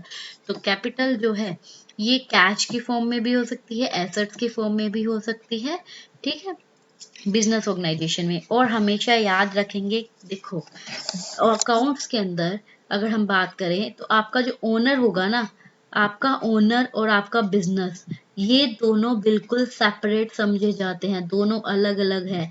अलग अलग का मतलब क्या है कि अगर मान लो ओनर ने अपने ही बिजनेस में पैसा इन्वेस्ट किया है तो भी उसे जो है बिजनेस का क्या माना जाएगा, कि बिजनेस की ऑब्लिगेशन मानी जाएगी कि बिजनेस ने अपने खुद के ओनर से पैसा उधारी पर लिया है और वो बिजनेस ने अपने ओनर को चुकता करना है, मतलब ओनर को देना है, तो वो उसकी लायबिलिटी है। तो हमेशा इसीलिए कैपिटल जो होता है उसको बैलेंस शीट के अंदर आप लायबिलिटी साइड पर शो करते हो। तो ये चीज याद रखनी है, कौन सी चीज कहाँ पर शो की जाती है, क्योंकि एग्जाम में जरूर पूछा जाता है आपसे, ठीक है। तो उसे आप कहाँ पर शो करोगे, उसे आप लायबिलिटी साइड शो करोगे। फिर आती है आपकी सेल। सेल क्या होती है? तो सेल्स क्या है आपकी? सेल्स होती है टोटल रिवेन्यू फ्रॉम गुड्स और सर्विस सोल्ड और प्रोवाइडेड टू द कस्टमर। आप जब भी कस्टमर को कोई गुड्स बेचते हो या सर्विस देते हो, तो उससे आपको जितना भी टोटल रिवेन्यू जो मिलेगा उनको बेचने पर या देने पर, वो आपकी सेल कहलाएगी। और सेल आपकी कैश में भी हो सकती है और आपकी क्रेडिट में भी हो सकती है, ठीक है। फिर आता है रेवेन्यू। तो अब रेवेन्यू क्या है? तो अभी रेवेन्यू की अगर हम बात करते हैं, देखो सेल हमने क्या बोली कि गुड्स या सर्विस को बेचने पर जो भी टोटल रेवेन्यू मिलेगा वो आपकी सेल है। एंड रेवेन्यू क्या है? ये वो अमाउंट होती है जो कि बिजनेस अर्न करता है अपने प्रोडक्ट को सेल करके या सर्विस प्रोवाइड करके कस्टमर को, तो वो भी उसका सेल्स रेवेन्यू हो जाएगा। लेकिन सेल्स रेवेन्यू में इसके साथ साथ अगर हम रेवेन्यू की बात करते हैं, रेवेन्यू में सारे रेवेन्यू आते हैं, और जबकि सेल्स में सिर्फ सेलिंग का पार्ट आता है। रेवेन्यू में आपके जो है आपके commission, interest, dividend, royalty, rent received etcetera, ये सारी चीजें भी आ जाती है। तो रेवेन्यू को बेसिकली हम क्या बोलते हैं? इनकम बोलते हैं। रेवेन्यू को तो हम इनकम भी बोलते हैं, जिसमें आप हर जगह से चाहे कहीं से भी आपको इनकम हुई हो, वो आपकी रेवेन्यू मानी जाती है। और सेल्स के अंदर सिर्फ आप जब सेल करते हो तो ही आपको जो भी मिलता है तो वो आपकी सेल्स में आती है। फिर आपका आता है एक्सपेंस। एक्सपेंस क्या होता है? देखो बच्चों, खर्चा।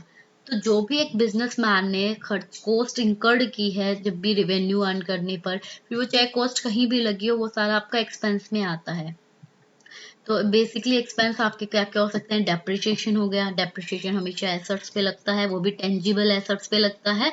और वहीं अगर इंटेंजिबल एसेट्स की बात करें तो उस पर अमोर्टाइजेशन लगता है। Rent, wages, salary, interest, cost of heater, light and water, telephone, ये सब आपके खर्चे हैं। जो भी दिन भर आपके खर्चे होते हैं वो सब इसमें आते हैं। ये थे एक्सपेंस।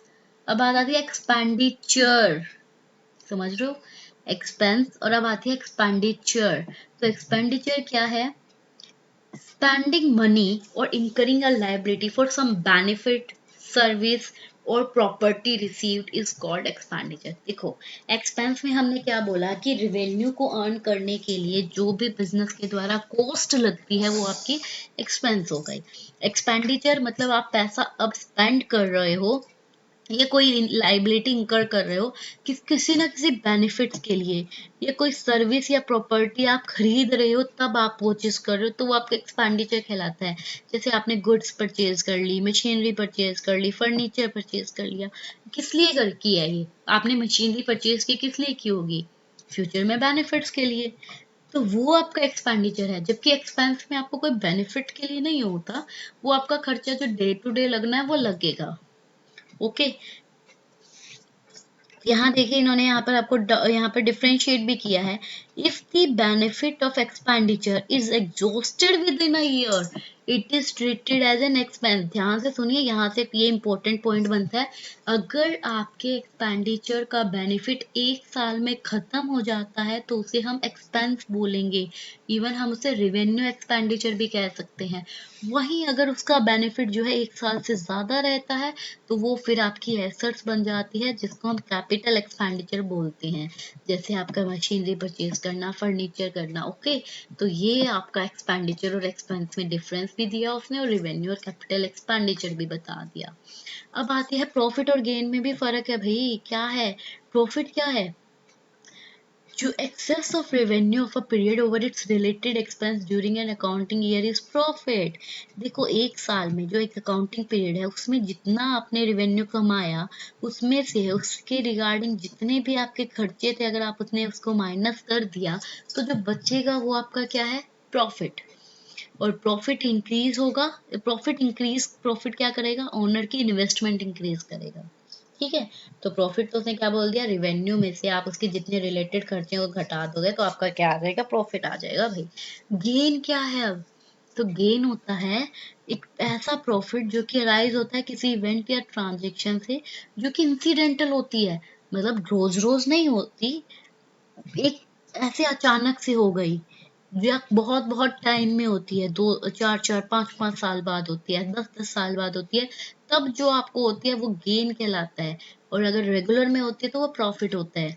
तो देखिए, profit that arise from event और transaction which are incidental to business, such as जैसे आपने फिक्स्ड एसेट सेल कर दी, कोर्ट केस आप जीत गए, या आपने किसी एसेट्स की वैल्यू को बढ़ा दिया। तो ये आप डेली डेली थोड़ी करते हो, कोर्ट केस डेली डेली थोड़ी ना होता है, एसेट्स जो खरीद रहे हो वो डेली डेली थोड़ी ना बेचोगे। तो ये आपका क्या कहलाएगा, गेन। अब आती है लॉस। तो excess of expense of a period over its related revenue, तो ये उल्टा हो गया आपके प्रॉफिट का। इसमें क्या होगा कि अगर आपके एक्सपेंस ज्यादा हो गए आप उसके रिगार्डिंग रेवेन्यू से, तो वो आपका क्या हो जाएगा, लॉस हो जाएगा। और इससे ओनर की इक्विटी, ओनर की जो कैपिटल है वो कम हो जाती है। ठीक है। तो ये देखिए, ये इसको हम कह सकते हैं कि कोई भी मनी या money worth lost without receiving any benefit, मतलब उससे आपको कोई बेनिफिट नहीं मिला रिटर्न में। जैसे आपने क्या, कोई भी कैश या गुड्स आपकी जो है फायर एक्सीडेंट हो गया उसमें चली गई, या कोई फिक्स्ड एसेट्स का लॉस हो गया, तो वो सारी चीजें आपके लॉस में आती है। नेक्स्ट आपका पॉइंट आता है डिस्काउंट का। डिस्काउंट क्या है? तो डिस्काउंट देखिए क्या है, डिस्काउंट बेसिकली प्राइस के अंदर डिडक्शन होता है, जो किस टाइम मिलता है, जब आप गुड्स को बेचते हो। मतलब गुड्स को सेल करते टाइम जब उसके प्राइस में कोई आपको डिडक्शन मिल जाता है, वो आपका कहलाता है डिस्काउंट। और ये डिस्काउंट हमेशा दो तरीके से दिया जाता है। अगर मैं बात करूँ या मैं बोलूँ, डिस्काउंट दो तरह का होता है। एक होता है आपका ट्रेड डिस्काउंट और एक होता है आपका कैश डिस्काउंट। तो ये दोनों है क्या, ट्रेड डिस्काउंट और कैश डिस्काउंट क्या है, तो ध्यान से देखिए। ट्रेड डिस्काउंट तो देखिए, अगर मान लो आप गुड्स कोई भी सामान खरीदने गए, ठीक है, और आपको क्या, आप जाके पूछते हो भैया कितना ऑफ चल रहा है, और वो कहता है जी 30% ऑफ चल रहा है। ठीक है, ये होता है आपका ट्रेड डिस्काउंट। मतलब जो लिस्टेड प्राइस है, जो आपका एमआरपी है, उससे जितना भी परसेंटेज उन्होंने डिसाइड किया होता है उतना डिस्काउंट दे देना। और ये बेसिकली किस लिए दिया जाता है, आपकी सेल को बढ़ाने के लिए। ठीक है। तो ये होता है ट्रेड डिस्काउंट। जैसे कि अभी मैंने बोला कि उसने बोला कि जी 30% डिस्काउंट चल रहा है। सपोज करो आपकी जो गुड्स थी, ठीक है, वो आपकी गुड्स जो है वो 10,000 रुपए की है। कितने की है आपकी, 10,000 रुपए की जो है आपकी कॉस्टिंग है उस गुड्स की। और उसने कहा जी 10%, 30% आपका जो है क्या चल रहा है, डिस्काउंट चल रहा है। तो इसका मतलब क्या हुआ, 3,000 का डिस्काउंट हो गया। इट मीन्स आपको वो गुड्स कितने की पड़ी, 7,000 की पड़ी। तो ये तो हो गया आपका ट्रेड डिस्काउंट, कि आपने वो प्रोडक्ट बेचना था और जो है इस वजह से आपने जो है ये प्रोडक्ट के ऊपर ही सेल निकाल दी, इतने परसेंट की एमआरपी पे डिस्काउंट दे देना। और अगर वहीं मैं बात करती हूँ नेक्स्ट डिस्काउंट, जो कि क्या है आपका कैश डिस्काउंट। तो कैश डिस्काउंट किस पर्पज के लिए होता है, आप कैश डिस्काउंट दिया जाता है कैश उसी टाइम, प्रॉम्प्ट कैश पेमेंट के लिए। मतलब प्रॉम्प्ट में उसी टाइम आपको कैश रिसीव हो जाए, इसलिए आप दे देते हो। जैसे कि सपोज आप जो है जाते हो वही सेम चीज 10,000 का सामान लेने जाते हो, ठीक है, तो अब आपने उसकी पेमेंट करनी है, तो आप क्या बोलते हो, आप कहते हो कि जी बाद में दे देंगे हम इसको, पेमेंट आपकी जो है उधारी पे कर लो। फिर आप, वो क्या कहता है, मान लो उसने ये कह दिया जी अगर आप ना अभी अभी अभी इसकी अगर कैश में पेमेंट कर दोगे ना, तो हम आपको जो है 1,000 रुपये ऑफ करेंगे, कि प्रॉम्प्ट कैश पेमेंट करने पर 1,000 रुपये ऑफ। इट मीन्स 9,000 रुपीज में वो उस प्रोडक्ट को देने के लिए तैयार है। किस लिए, क्योंकि कैश पेमेंट चाहता है, वो डायरेक्ट कैश में चाहता है। तो उसे बोलेंगे कैश डिस्काउंट। तो देखिए, ट्रेड डिस्काउंट उसने क्या बोला है, offering deduction of agreed percentage of list price. List price मतलब एमआरपी, कि एमआरपी पे ऊपर एग्री परसेंटेज की डिडक्शन दे देना जब गुड्स सेल करते हैं उस टाइम पर, तो वो आपका कहलाता है ट्रेड डिस्काउंट। ठीक है। और ये बेसिकली कब किया जाता है, ये मैन्युफैक्चरर्स जो होते हैं ना, वो होलसेलर को देते हैं, होलसेलर फिर रिटेलर को देते हैं। ये मतलब आगे से ही चलता आ रहा होता है, कि आगे मैन्युफैक्चरर ने दे दिया, फिर मैन्युफैक्चरर से होलसेलर के पास, होलसेलर से रिटेलर के पास, और रिटेलर फिर कस्टमर को। ठीक है। वहीं नेक्स्ट, अगर मान लो गुड सेल हो रही है क्रेडिट बेस पे, तो डेटर जो है वो कुछ डिडक्शन दे देता है अमाउंट में, ताकि क्या हो सके कि वो अगर अमाउंट जो है एक जल्दी आपको कैश में दे दे, या जल्दी कुछ टाइम में दे दे, तो उसके लिए वो जो है आपको डिस्काउंट देने तक के तैयार हो जाता है। और ये किस टाइम पर दिया जाता है ये डिस्काउंट, जब पेमेंट करनी होती है उसी टाइम पर ये डिस्काउंट देते हैं, इसीलिए इसको कैश डिस्काउंट कहते हैं। और ये कैश डिस्काउंट जो है एक तरह से इंसेंटिव का काम करता है, जिससे कि क्या है, डेटर जो है उसके द्वारा जल्दी पेमेंट हो जाए। तो समझ में आया डिस्काउंट का टॉपिक, जिसमें ट्रेड और कैश दो होते हैं। ट्रेड डिस्काउंट जो है वो एमआरपी पे दिया जाता है, फिक्स परसेंटेज होती है, और ये सेल को बढ़ाने के लिए होती है। और कैश डिस्काउंट कैश को रिसीव करने के लिए होता है। और सेलिंग के टाइम पर ये दिया जाता है, ठीक है। नेक्स्ट आपका आता है वाउचर। हाँ, वन मोर थिंग आपको बता दें, कैश डिस्काउंट तो हमेशा आपकी बुक ऑफ अकाउंट में रिकॉर्ड होगा, ठीक है, लेकिन ट्रेड डिस्काउंट को कभी भी बुक्स के अंदर शो नहीं किया जाएगा, तो रिमेंबर। नेक्स्ट आता है वाउचर। अब वाउचर क्या है? वाउचर देखो क्या होते हैं, आपके जो बिल्स होते हैं ना, मैं अगर आपको सीधी सीधी भाषा में बोलूं, दुकानदार पे के पास जाते हो, सामान लेते हो, वो आपको बदले में बिल देता है। तो वो बिल क्या है? एक तरह से वो प्रूफ होता है कि आपने इस दुकान से इतना प्राइस का ये सामान लिया है और मैंने इस पे साइन किया है। तो वो क्या है? एक बिल, एक एविडेंस है कि कल को अगर आप मना कर दो या दुकानदार मना कर दे तो आप ले जाके उसे दिखा सकते हो। तो वही कहलाते हैं आपके वाउचर। तो वाउचर क्या है? एक डॉक्यूमेंट्री एविडेंस होते हैं ट्रांजैक्शन के सपोर्ट में, उसको वाउचर कहेंगे। जैसे कि मान लो आपने गुड्स को जो है कैश में खरीदी, आपको कैश वाउचर मिल गया या कैश मेमो मिल गया। क्रेडिट पे खरीदोगे तो आपको इनवॉइस मिल जाएगा। वहीं अगर आप पेमेंट करोगे तो हमें एक रिसिप्ट मिल जाएगी। इस तरह से आपके वाउचर होते हैं जो कि एक प्रूफ का काम करते हैं आपके लिए। अब आती है जी गुड्स। गुड्स क्या है? इसका मतलब होता है एक प्रोडक्ट जिसके अंदर बिजनेस यूनिट डील कर रही होती है, सेल या परचेज कर रही होती है, in term of which it is buying and selling और प्रोडक्टिंग एंड सेलिंग, कि इसी यूनिट में ही वो क्या करते हैं, अपने बाय या सेल करते हैं, या फिर आपकी क्या करेंगे, प्रोडक्शन या सेलिंग करेंगे, ठीक है। ये जो आइटम है जो कि परचेज की जाएगी बिजनेस में यूज होने के लिए, उससे हम गुड्स नहीं बोलेंगे। देखो कहने का मतलब क्या हुआ, जिस चीज में आप डील कर रहे हो, जो चीज आप परचेज करोगे, जो चीज आप सेल करोगे, जो आपकी मेन यूनिट है, उसी को ही गुड्स बोलेंगे। लेकिन अगर आप किसी और चीज को खरीदते हो, मतलब आप उस आइटम को खरीद रहे हो जो कि बिजनेस में यूज आएगी, लेकिन आप जो है उसको सेल परचेज नहीं करोगे, तो वो आपकी गुड्स नहीं कहलाएगी। एक सीधा सा एग्जांपल देती हूँ, सपोज करो आपका कार मैन्युफैक्चरिंग का शोरूम है, ठीक है, आपका कार का शोरूम है, वहां पर आप जो है एसी लेकर आते हो, फ्रिज लेकर आते हो, या आपको जो जो जरूरत का सामान आप वो लेकर आते हो, तो वो आपके गुड्स नहीं है, वो आप अपना सामान यूज करने के पर्पज से ला रहे हो। आपकी गुड्स क्या होगी? आपकी गुड्स होगी सिर्फ कार्स, क्योंकि आप डीलिंग किस में कर रहे हो? कार में कर रहे हो।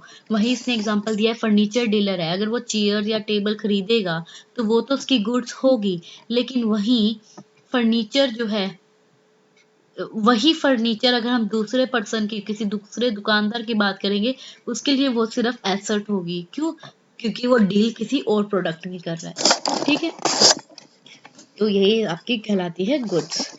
नेक्स्ट क्वेश्चन, नेक्स्ट टॉपिक या नेक्स्ट पॉइंट, अब आपका क्या है? ड्राइंग्स। अब ड्राइंग्स क्या होती है? ड्राइंग्स होती है पैसे जब बिजनेस से निकाल लेते हैं, ठीक है। तो ड्राइंग्स क्या है? विड्रॉल ऑफ मनी एंड और goods by the owner from the business for the personal use. अगर कोई मनी या गुड्स ओनर जो है, उसका मालिक बिजनेस से निकाल लेता है अपने खुद के यूज के लिए, उसे बोलेंगे ड्राइंग्स। एंड ड्राइंग्स जो है वो क्या करती है? ओनर की इन्वेस्टमेंट कम कर देती है। और आपको बता दो ड्राइंग्स जो है, अब जैसे मैंने बताया था, कैपिटल जो है वो बिजनेस के लिए क्या होती है? लाइबिलिटी होती है, कि वो उसने पे करनी है, इसीलिए हम लाइबिलिटी साइड लिखते हैं। वही ड्राइंग्स जो है वो बिजनेस के लिए एसेट का काम करती है, वो एक एसेट्स होती है और उसको जो है एसेट वाली साइड ही लिखा जाता है बैलेंस शीट में। अब आती है परचेज। तो परचेज क्या होगी? टोटल अमाउंट गुड्स की जो भी एक बिजनेसमैन प्रोक्योर करेगा, चाहे वो कैश में करे, नहीं,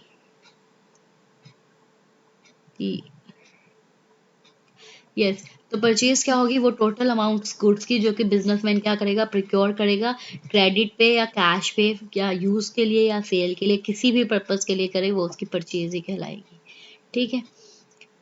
ट्रेडिंग कंसर्न में अगर हम बात करें तो परचेज जो है वो क्या होगी? मर्केंडाइज के लिए, रीसेल विद और विदाउट प्रोसेसिंग, और मैन्युफैक्चरिंग कंसर्न में रॉ मटेरियल जो वो परचेज करेगा या उसको आगे फर्दर प्रोसेस करेगा और फिनिश्ड गुड्स बनाएगा और फिर बेचेगा।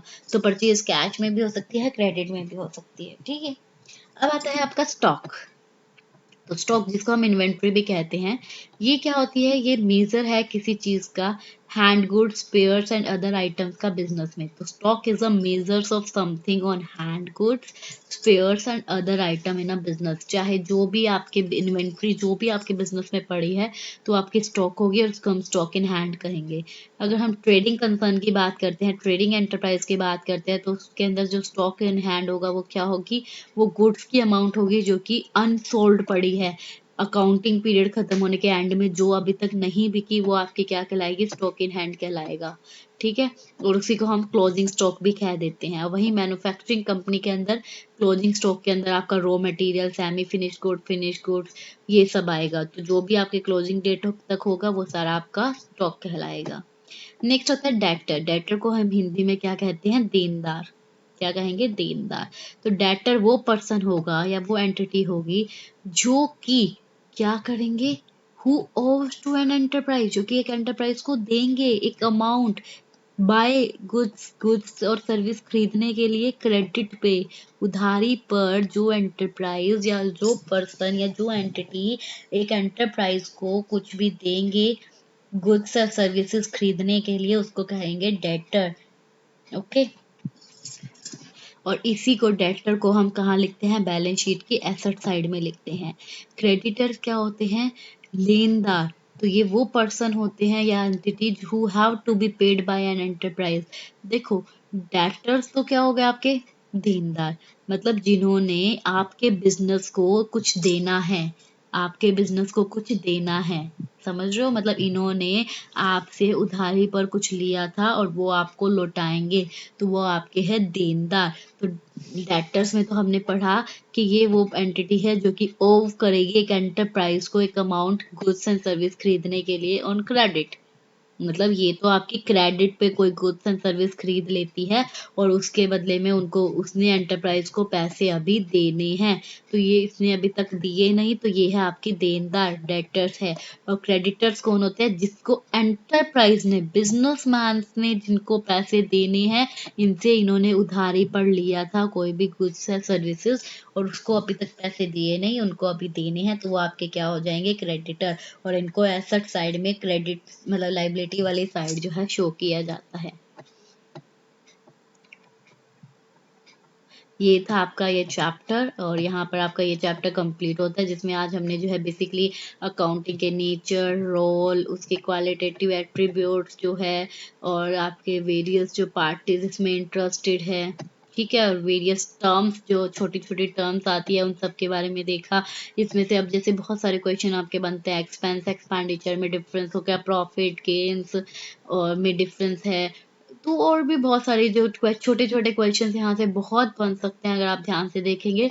लाइबिलिटीज, करंट एसेट्स, एसेट्स, ठीक है, आपके रोल जो है अकाउंटिंग का, तो ये सब चीजें जो है हमने इसमें कवर कर ली है और यहाँ पे आपका फर्स्ट चैप्टर पूरा होता है। तो इसके बाद जो है हम हमारे नेक्स्ट चैप्टर करेंगे नेक्स्ट वीडियो के अंदर। तो आई होप आपको वीडियो अच्छी लगी होगी और प्लीज लाइक शेयर कमेंट करना मत भूलिए गाइस, और कमेंट में जरूर बताया कीजिए यार कैसी लगी वीडियो, ताकि हमें भी तो थोड़ा बहुत आइडिया लगता रहे, ठीक है ना। और साथ ही ये कंप्लीट कोर्स देखिएगा जरूर और अपने फ्रेंड्स के साथ जरूर शेयर कीजिए। जितना ज़्यादा आप शेयर करेंगे उतना ज़्यादा हमें मोटिवेशन मिलेगा और आपके लिए बहुत सारे नए नए कोर्सेज हम लेकर आएंगे। तो चलिए अपनी प्रिपरेशन करते रहिए। All the best, happy learning, और इसी तरह हमारे साथ बने रहिए। मिलते हैं आपसे अगली वीडियो में, तब तक बाय बाय, टेक केयर।